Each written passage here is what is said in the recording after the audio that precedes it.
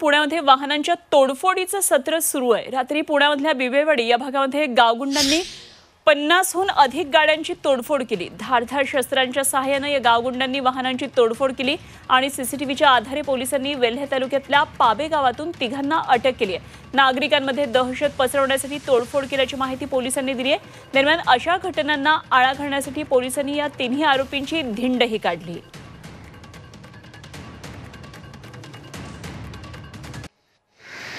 यामध्ये रस्त्याच्या कडेला त्या भागामध्ये छोटे छोटे रस्ते असल्यामुळं बरेचशा टू व्हीलर टेम्पोज रात्रीच्या वेळी पार्क केलेले असतात आणि या तिन्ही इस्मांनी कुठलंही कारण नसताना त्या ठिकाणी वाहनांची मोडतोड केलेली आहे।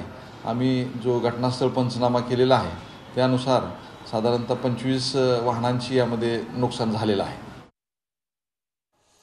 तर काय नेमकी सगळी परिस्थिती होती, आढावा घेतलाय आमचे प्रतिनिधी निलेश खरमरे यांनी।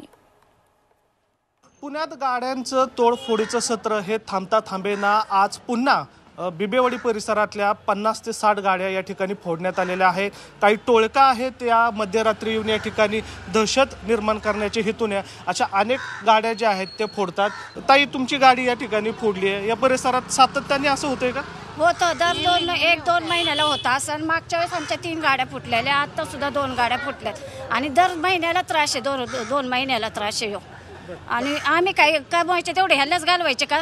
त्रास किती देतात ती पोरं, कोण आहेत हे माहित नाही कुठली आहेत ती, पण रात्री 2:30-3च्या सुमारात झालेली ही गोष्ट। वर पण काय कोयते दारांवर पण मारतात, मागच्या वेळेस मारलेली।